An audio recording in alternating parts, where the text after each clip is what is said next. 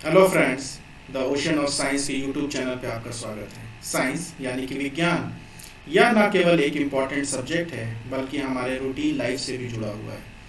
Science subject को पढ़ते हुए हमारे अंदर कई सारी उलझनें रहती हैं।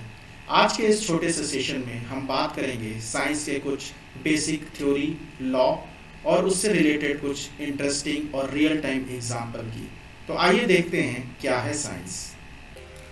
प्रकृति में होने वाले किसी भी घटना को हम तीन बेसिक क्वेश्चन से समझने की कोशिश करते हैं। पहला क्वेश्चन, वह घटना क्या है। दूसरा क्वेश्चन, वह घटना क्यों घटित हुई। और तीसरा क्वेश्चन, वह घटना कैसे घटित हुई। ये जो व्हाट, व्हाई और हाउ का कॉम्बिनेशन है, या यूं कहिए ये जो आपकी क्यूरियोसिटी है, इसी क्यूरियोसिटी को हम साइंस कहते हैं। और इस क्यूरियोसिटी का जो आंसर है, जो उत्तर है, वह हमें साइंस के लॉ और उसकी थ्योरी में मिलता है। चौथा और जो बहुत ही महत्वपूर्ण पार्ट है, very important part of the science, यह पार्ट है सो मीन्स कि हम उसके एप्लीकेशन पार्ट पे बात कर रहे हैं। वह थ्योरी, वह लॉ कहाँ पर अप्लाई हो रहा है, कहाँ पर अप्लाई हो सकता है। जब हम इसकी बात करते हैं तो हमारे जहन में एक क्वेश्चन आता है, और वह क्वेश्चन है सो, यानी इस थ्योरी का क्या। इन थ्योरीज को समझने के लिए मैं आज कुछ आसपास के एग्जाम्पल्स को लूंगा और देखूंगा कि क्या उन एग्जाम्पल्स में साइंस इन्वॉल्व है, और अगर साइंस इन्वॉल्व है तो वह किस तरह से है, और आपने क्या उसको पहले पहचाना था। पहला एग्जाम्पल मैं लेना चाहूंगा बास्केटबॉल से। बास्केटबॉल जो हमने देखा है, हो सकता है आप में से कईयों ने उसको खेला भी हो। बास्केटबॉल की जब बॉल पे हम नजर डालते हैं तो इस बॉल का जो ऊपरी सरफेस है, आपका ये जो बाहर की जो सतह है, उस पे हमें डॉट्स दिखते हैं। क्या हैं ये डॉट्स, क्यों बनाए गए हैं डॉट्स। दूसरी बॉल पे ये डॉट्स क्यों नहीं दिखते हैं। यह डॉट्स इस बॉल के सरफेस को रफ बनाते हैं। अब आप पूछेंगे कि इस रफ सरफेस से क्या फायदा है। इस रफ सरफेस की वजह से जब यह बॉल प्लेयर के हाथ पर आती है तो यह कुछ समय के लिए हाथ और बॉल के बीच में एक फ्रिक्शन क्रिएट करती है। जी हाँ, ये वही फ्रिक्शन है जिसको आज तक हम सड़क पर चलने और फिसलने के एग्जाम्पल से पढ़ते आए हैं। इस फ्रिक्शन को हम स्टैटिक फ्रिक्शन कहते हैं, और इस फ्रिक्शन की वजह से जो प्लेयर है उस बॉल को स्मूथली लेकर कुछ दूर तक, कुछ सेकंड के लिए, या ये कहिए सेकंड के कुछ पार्ट के लिए कैरी करता है। और इसी स्टैटिक फ्रिक्शन को बढ़ाने के लिए इस बॉल के ऊपरी सतह पर ये डॉट्स बनाए जाते हैं। तो चाहे वो बास्केटबॉल की ऊपरी सतह हो और चाहे वो आपका पानी का ग्लास हो, इन दोनों एग्जाम्पल से हम स्टैटिक फ्रिक्शन को समझ सकते हैं। इस दूसरे स्पोर्ट्स में आइए हम दो बॉल लेते हैं। पहली बॉल जिसका सरफेस स्मूथ है, और दूसरी बॉल जिसके सरफेस पे हमें डिंपल्स दिखाई दे रहे हैं। जी हाँ, मैं गोल्फ बॉल की बात कर रहा हूँ। गोल्फ बॉल के सरफेस पर छोटे छोटे डिंपल्स बनाए जाते हैं, और जो कि स्मूथ बॉल्स पर नहीं मिलते हैं। इन डिंपल्स का क्या यूज है, और ये गोल्फ बॉल पर ही क्यों बनाए जाते हैं। जब ये दोनों बॉल हवा में जाती हैं तो इनके अगेंस्ट हवा, जो एक फ्लूइड है, फ्लूइड मीन्स वाटर और एयर, जब ये एयर में ट्रेवल करती हैं दोनों बॉल, तो पहली बॉल और दूसरी बॉल दोनों के ऊपर से हवा फ्लो करेगी। पहली बॉल के ऊपर से जब हवा फ्लो करती है तो वह पीछे काफी ज्यादा टर्बुलेंट वेग को छोड़ जाती है, और इस टर्बुलेंट वेग की वजह से सामने से एक फोर्स अप्लाई होता है, और इस फोर्स को हम ड्रैग कहते हैं। और इस ड्रैग की वजह से, इस ड्रैग की वैल्यू ज्यादा होने की वजह से यह बॉल ज्यादा दूर तक नहीं जा सकती। इस चीज को दूर करने के लिए हमने गोल्फ बॉल के ऊपर डिंपल्स बनाए हैं। इन डिंपल्स की वजह से जो एयर इसके ऊपर से फ्लो कर रही है वह बिल्कुल इसके ऊपर से अटैच होकर निकलती है, और जिसकी वजह से इसके पीछे जो टर्बुलेंट वेग है, यह टर्बुलेंट वेग छोटा या कम हो जाता है। और इस कम टर्बुलेंट वेग की वजह से जो ड्रैग आगे से अप्लाई हो रहा है उसकी वैल्यू कम हो जाती है, और यह बॉल स्मूथ बॉल की तुलना में काफी दूर तक जा सकती है।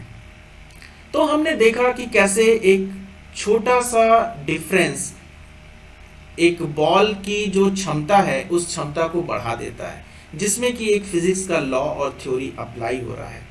ये बहुत सारे इंटरेस्टिंग एग्जाम्पल हमारे आसपास हैं और ये एप्लीकेशन पार्ट है। मैं बार बार अपने स्टूडेंट से कहता हूँ कि हमें एप्लीकेशन पार्ट पर फोकस करना है। जब हम एप्लीकेशन पार्ट पर फोकस करते हैं तो व्हाट, वाई एंड हाउ के जो क्वेश्चंस हैं वो अपने आप क्लियर हो जाते हैं, क्योंकि हम उस थ्योरी को अप्लाई करने जा रहे होते हैं। कुछ और एग्जाम्पल या कुछ और बातें करते हैं। अगले एग्जाम्पल में आइए हम लेते हैं घरों में यूज होने वाले चेयर को। जब मैं इस चेयर को देखता हूँ, इसके बैक सपोर्ट को देखता हूँ, तो इसके बैक सपोर्ट में मुझे कुछ कर्व दिखाई देते हैं। यह कर्व क्यों बनाए गए हैं? कभी कभी जब कभी भी मुझे स्टूल पर बैठना पड़ता है या स्टूल पर पीछे सपोर्ट लेकर भी बैठना पड़ता है, तो मैं उतना कंफर्टेबल फील नहीं करता हूँ जितना कंफर्टेबल मैं एक चेयर पे करता हूँ। क्या है ये चेयर? इसके बैक सपोर्ट पे ये कर्व क्यों बनाई गई है? बैक सपोर्ट पर जो कर्व बनाए गए हैं वह हमारे बैकबोन के कर्वेचर को ध्यान में रख कर बनाए गए हैं।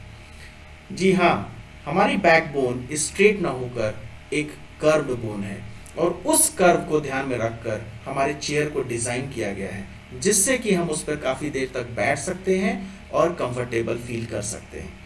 तो हमारे आसपास के कुछ एग्जाम्पल से हम समझना चाह रहे हैं कि इंजीनियरिंग और साइंस के मिश्रण से कौन कौन सी चीजें तैयार की गई हैं। उसी में से एक और एग्जाम्पल मैं लेना चाहूंगा और वह एग्जाम्पल है एक ओवरब्रिज का। इस ओवरब्रिज के डिजाइन को पहली बार हमने कैसे बनाया होगा? क्या यह ओवरब्रिज आपको एक 4 पैरों वाले यानी क्वाड्रापीडल एनिमल्स के स्केलेटन से मैच नहीं करता है? इस 4 पैरों वाले स्केलेटन को अगर आप देखें तो यह स्केलेटन ओवरब्रिज की तरह लगता है। तो क्या यह ओवरब्रिज का जो आइडिया है, यह आइडिया हमारे नेचर में मौजूद क्वाड्रापीडल्स के स्केलेटन को ध्यान में रखकर ही लिया गया है? इस तरह के कुछ एग्जाम्पल, इस तरह के इंजीनियरिंग और साइंस के मिश्रण को हम आसपास बखूबी देख सकते हैं। परसेंटेज हमारे दैनिक जीवन में सबसे ज़्यादा यूज होने वाला एक शब्द, एक वर्ड है। परसेंटेज है क्या? क्या हमने इसको एनालाइज किया है? बिल्कुल किया होगा, लेकिन मैं इसको एक बार और बताना चाहूँगा कि एक्चुअली परसेंटेज या प्रतिशत है क्या। इसके नाम में ही सब कुछ छिपा हुआ है। प्रतिशत यानी कि upon 100, percent, cent means 100, century 100 runs, cent 100। अगर मैं किसी परसेंटेज को डिफाइन करना चाहूँ या उसको समझना चाहूँ तो वह प्रतिशत बताता है कि वह 100 में से कितना है। केमिस्ट्री का जो एक वर्ड है, जो एक कंसेप्ट है, वह हमें शुरू से आखिरी तक काफी परेशान करता है और वह शब्द है मोल। मैं यहाँ मोल लिखता हूँ। क्या है मोल? मोल को समझने से पहले मैं आपको बताना चाहूँगा कुछ हम शब्द अपने दैनिक जीवन में यूज करते हैं और वह शब्द है दर्जन, वह शब्द है सेंचुरी, शतक। ये है क्या? अगर मैं 1 दर्जन की बात करता हूँ, 1 दर्जन अंडों की बात करता हूँ, तो आप कहेंगे इसमें 12 अंडे आते हैं। जब मैं एक सेंचुरी या एक शतक की बात करता हूँ तो आप कहेंगे इसमें 100 रन आते हैं। अब आप पूछेंगे कि मोल क्या है, तो मैं कहूँगा मोल भी इसी तरह एक नंबर को रिप्रेजेंट करता है और वह नंबर है 6.022 इंटू 10 टू द पावर 23। जिस तरह से दर्जन और सेंचुरी एक नंबर को रिप्रेजेंट करते हैं, उसी तरह मोल भी एक नंबर को रिप्रेजेंट करता है। एक मोल में 6.022 into 10 to the power 23 particles exist करते हैं। इतने पार्टिकल्स को हम एक मोल में डिफाइन करते हैं या एक मोल में रिप्रेजेंट करते हैं। आइए इसको भी हम एक साधारण से एग्जाम्पल से समझते हैं। एक हमारे पास बीकर है और उस बीकर में 3 मोल्स ऑफ इथेन है, C2H6, और हमें कैलकुलेट करना है number of moles of carbon atom. How many moles of carbon atom? हमें मोल्स में कार्बन एटम को कैलकुलेट करना है। Number of moles of hydrogen atom, और आखिरी में हमें कैलकुलेट करना है number of molecules of ethane. इस बीकर में हमारे पास इथेन है, तो इस बीकर को या इसके पार्ट्स को, सॉल्यूशन को या एलिमेंट्स को, कंपाउंड को मैं 3 भागों में डिवाइड करता हूँ। क्योंकि 3 मोल्स हैं इसलिए हमने इसको 3 भागों में डिवाइड किया। एक भाग रिप्रेजेंट करता है 1 मोल, यानी कि एक भाग में जो पार्टिकल होंगे वो होंगे 6.022 इंटू 10 टू द पावर 23। दूसरे भाग में जो पार्टिकल होंगे वो भी होंगे 6.022 इंटू 10 टू द पावर 23। और इसी तरह जो तीसरा भाग है वह भी होगा 6.022 इंटू 10 टू द पावर 23 के बराबर। अब आइए पहले भाग पे आते हैं, number of moles of carbon atom. अगर मैं C2H6 को 1 मोल मानता हूं तो इसमें कार्बन के कितने मोल एग्जिस्ट करते हैं? इसमें कार्बन के 2 मोल एग्जिस्ट करते हैं। तो 1 मोल में अगर कार्बन के 2 मोल एग्जिस्ट करते हैं तो 3 मोल एथेन में कार्बन के कितने मोल एग्जिस्ट करेंगे? 3 इंटू 2 इक्वल टू 6। तो पहले का जो आंसर है वह है 6 मोल्स ऑफ कार्बन एटम्स। इसी तरह से जो दूसरा पार्ट है वह अब सरल हो जाता है, इजी हो जाता है, number of moles of hydrogen atoms. इसी तरह एक ईथेन के मोल्स में 6 हाइड्रोजन के मोल्स एग्जिस्ट करते हैं। तो 3 मोल्स ऑफ ईथेन में कितने हाइड्रोजन के मोल्स एग्जिस्ट करेंगे? Simple, 3 multiply by 6 equal to 18। दूसरे का जो आंसर आता है वह आता है 18 मोल्स। आखिरी जो नंबर है, जो आखिरी क्वेश्चन है, number of molecules of ethane, इसको हमने क्या करना है? हमने इसको 3 भागों में डिवाइड किया था, 6.022 into 10 to power 23, 6.022 into 10 to the power 23 and 6.022 into 10 to the power 23। या फिर हम इसको तीनों को सम करें या इसको 3 multiply by 6.022 into 10 to the power 23 लिखें और इसके मल्टीप्लिकेशन के बाद जो आंसर आएगा वो number of molecules of ethane in 3 moles exist करेगा। तो मोल एक नंबर है जिसके अंदर 6.022 into 10 to the power 23 particles exist करते हैं। आइए अब हम कुछ एग्जाम्पल अपने शरीर से लेते हैं, अपनी बॉडी से लेते हैं। मैं 2 स्टेटमेंट यूज करूंगा। पहला स्टेटमेंट, मैं कैल्शियम लेता हूं क्योंकि मुझे अपनी बोन को स्ट्रॉन्ग करना है। तो आप पूछेंगे कि आप बोन स्ट्रॉन्ग करके करोगे क्या? दूसरा स्टेटमेंट मैं कहता हूं कि मैं जिम जाना चाहता हूं क्योंकि मैं अपने मसल्स को स्ट्रॉन्ग करना चाहता हूं। अगर मैं पूछूं कि आप इस मसल्स को क्यों स्ट्रॉन्ग करना चाहते हैं तो आप कहेंगे ताकत, पावर के लिए।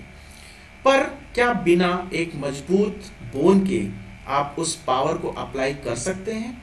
जी हाँ, हमारा जो स्केलेटन और मसल का कॉम्बिनेशन है वह एक यूनिक कॉम्बिनेशन है। अगर कोई भी एक वीक होगा तो हम उस पावर से, जितनी पावर पहले में है वह पावर से हम कोई काम नहीं कर सकते हैं। ये ठीक उसी तरह होगा जिस तरह से हम हवा में हाथ हिलाएं। मसल एक पावर जनरेट करती है, लेकिन उस पावर को अप्लाई कहाँ करना है उसके लिए हमें एक सरफेस चाहिए होता है और वह सरफेस हमें बोन प्रोवाइड करता है।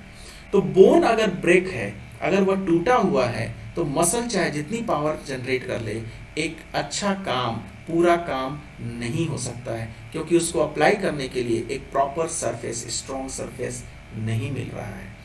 इसी तरह अगर हम अपने वर्टिब्रल कॉलम को देखें, हम इस अपने बैकबोन को देखें, तो इस बैकबोन में जब हम ऊपर से नीचे की तरफ जाते हैं, हेड से टेल की तरफ जाते हैं, तो ये जो वर्टिब्राई हैं, जो इसके सेगमेंट्स हैं, वो धीरे धीरे बड़े होते जाते हैं।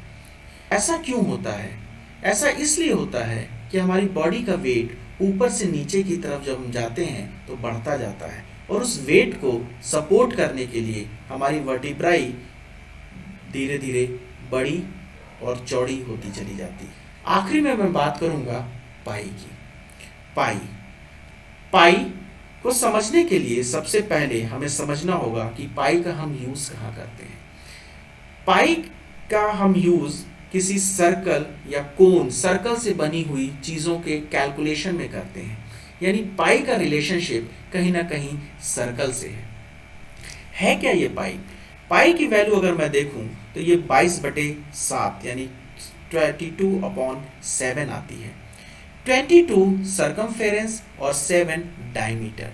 तो पाई एक साधारण सा सरकमफेरेंस और डायमीटर का एक रेशियो है जिसकी वैल्यू 22/7 यानी कि 3.14 के आसपास आती है। आगे भी है 159। 3.14 पे मैं क्यों फोकस कर रहा हूँ, क्योंकि अगर आप गूगल करेंगे पाई डे, तो पाई डे जो मनाया जाता है वह 14 मार्च को मनाया जाता है, क्योंकि इसकी जो वैल्यू है वह 3.14 है। तो है ना ये इंटरेस्टिंग। इसी तरह से साइंस में अगर आपको आगे जाना है, साइंस में अगर आपको पढ़ना है, साइंस को अगर आपने सीखना है, कंपटीशन में जाना है, तो साइंस को आपको आसपास देखना पड़ेगा, उसके एप्लीकेशन को देखना पड़ेगा। थ्योरी अपने आप आपके दिमाग में हमेशा के लिए बैठ जाएगी। इसी तरह आने वाले वीडियो में हम बात करेंगे साइंस के कई सारी थ्योरीज, कंसेप्ट और उनसे रिलेटेड रियल टाइम एग्जाम्पल्स की।